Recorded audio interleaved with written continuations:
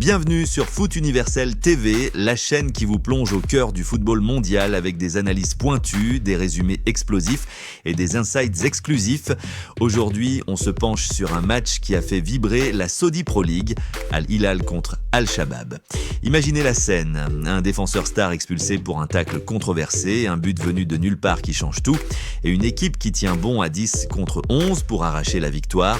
C'est du pur drama footballistique, du suspense à couper le souffle et une leçon de résilience signée Al-Hilal. Si vous avez raté ce choc du 31 octobre 2025, restez avec nous car on va décortiquer tout ça en détail avec des faits vérifiés, des stats précises et une analyse qui va vous scotcher à votre écran. Abonnez-vous, likez et activez la cloche pour ne rien manquer de nos vidéos quotidiennes sur le foot universel. Bonjour à tous les passionnés de ballon rond, je suis votre présentateur et bienvenue dans cette vidéo spéciale dédiée au match Al-Hilal versus Al-Shabab, disputé ce vendredi 31 octobre 2025 au Kingdom Arena de Riyad. Ce n'était pas juste un match ordinaire de la Saudi Pro League, c'était un véritable test de caractère pour les leaders historiques du championnat. Al-Hilal, entraîné par l'Italien Simone Inzaghi, affrontait Al-Shabab dans une rencontre tendue marquée par l'expulsion sévère de Kalidou Koulibaly. Malgré ce coup dur, les Bleus de Riyad ont su s'imposer 1-0 grâce à un but décisif de Marcos Leonardo. On va plonger dans les détails, analyser les moments clés et voir comment cette victoire impacte la course au titre. Prêt ? C'est parti. D'abord, rappelons le contexte. La Saudi Pro League est en feu cette saison 2025 à 2026 avec des stars internationales qui illuminent les pelouses. Al-Hilal, champion en titre et club le plus titré du pays avec 19 couronnes nationales, vise un nouveau sacre. Ils ont recruté malin cet été, renforçant leur effectif avec des joueurs comme Marcos Leonardo, prêté par Benfica, et bien sûr le rock sénégalais Kalidou Koulibaly, arrivé de Chelsea en 2023. De l'autre côté, Al-Shabab, connu pour son jeu offensif et ses lions rugissants, lutte pour une place européenne. Ils ont des atouts, comme le gardien brésilien Marcelo Grohe, vétéran de la Ligue, et des attaquants percutants. Avant ce match, Al-Hilal était à la poursuite d'Al-Nasr, le leader, tandis que Al-Shabab cherchait à se relancer après une série inégale. Le match commence sous une tension palpable. Al-Hilal domine dès les premières minutes avec une possession de balle avoisinant les 60% sur l'ensemble de la rencontre, selon les stats officiels de la Ligue. Les hommes d'Inzaghi pressent haut, forçant Al-Shabab à reculer. Les occasions se multiplient. Un tir de Sergej Milinkovic-Savic frôle la barre transversale à la 12e minute et une tête de Mitrovic est repoussée par Grohe à la 20e. Al-Shabab répond par des contres rapides, mais leur attaquant Habib Diallo rate une opportunité en or à la 25e, son tir passant juste à côté, puis vient le moment décisif. À la 36e minute, Al-Hilal ouvre le score, tout part d'une récupération haute de Ruben Neves qui lance une passe millimétrée à Malcolm sur le flanc droit. Le Brésilien centre en retrait pour Marcos Leonardo qui, d'une frappe précise du pied droit, trompe Grohe au ras du sol. 1-0 pour Al-Hilal. C'est le premier but de Leonardo en Saudi Pro League cette saison et quel timing! Ce jeune attaquant de 22 ans formé à Santos au Brésil démontre tout son talent dans les espaces restreints.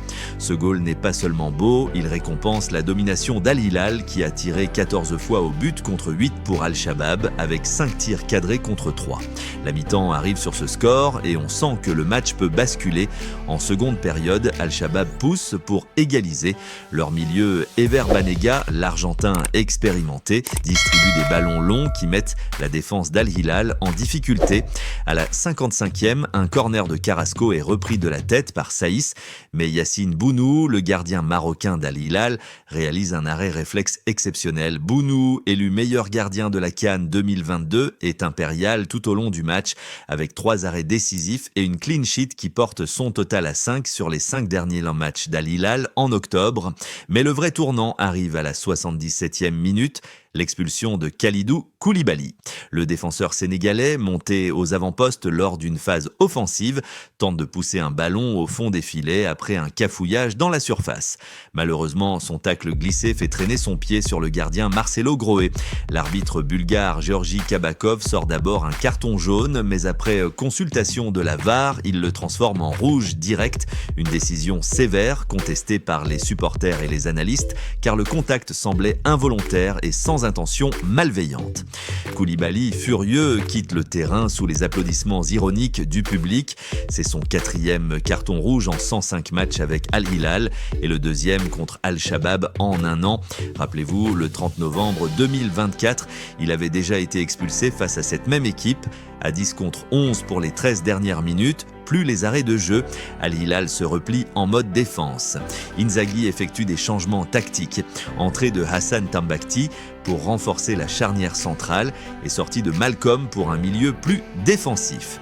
Al-Shabaab jette toutes ses forces dans la bataille avec des assauts répétés. À la 85e, un tir de Diallo est dévié in extremis par Al-Boulahi. Puis dans les arrêts de jeu, Bounou sauve encore les siens sur une frappe vicieuse de Banega. L'arbitre siffle la fin, 1-0 pour Al Hilal. Une victoire arrachée avec les tripes qui démontre la solidité mentale de cette équipe. Analysons maintenant les performances individuelles. Chez Al Hilal, Marcos Leonardo est l'homme du match avec son but et une activité incessante. 7 duels gagnés, 2 tirs cadrés. Ruben Neves brille au milieu avec 92% de passes réussies et 3 interceptions. Bounou, comme dit, est un mur.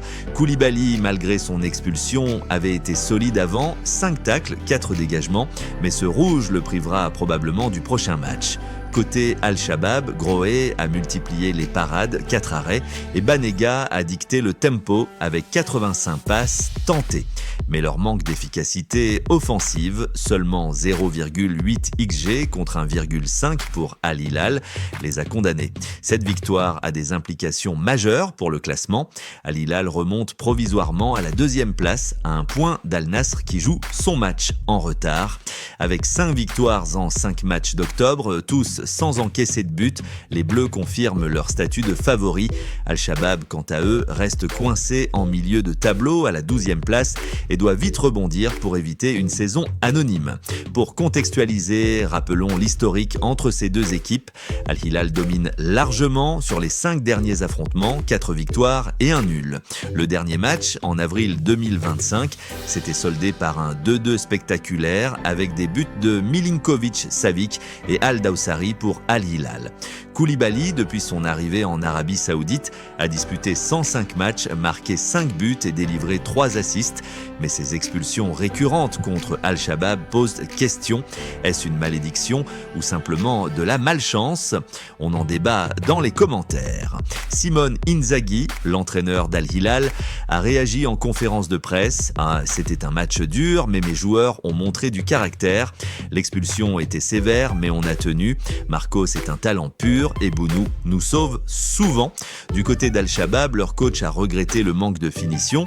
On a eu les occasions, mais pas la réussite. On va travailler pour le prochain. En stade global, possession 58% pour Al Hilal, 14 tirs à 8, 6 corners à 4, 2 cartons jaunes pour Al-Shabaab contre 3 pour Al Hilal, plus le rouge. Le XG, Expected Goals, confirme la supériorité d'Al Hilal, 1,4 contre 0,9. Ce match illustre parfaitement la Saudi Pro League, du talent, du suspense et des stars qui font le show. Pour aller plus loin, parlons de l'impact de Koulibaly. À 34 ans, l'ancien capitaine du Sénégal, vainqueur de la CAN 2021, reste un pilier. Transféré de Chelsea pour 25 millions d'euros, il a apporté expérience et leadership. Mais ces 4 rouges en 2 ans soulèvent des questions sur son adaptation au rythme saoudien, plus physique. Al Hilal, sans lui, devra s'adapter pour les prochains matchs, peut-être contre Al Ittihad ou en AFC Champions League, où ils sont invaincus cette saison. Et la Saudi Pro League, dans tout ça, avec des investissements massifs, plus de 800 millions d'euros en transfert depuis 2023, elle attire les regards mondiaux. Des joueurs comme Cristiano Ronaldo à Al Nasr, Neymar, blessé mais influent, ou Benzema à Al Ittihad font de cette ligue une des plus excitantes. Al Hilal, avec son budget colossal et son académie performante, est au sommet. En conclusion, ce Al Hilal, un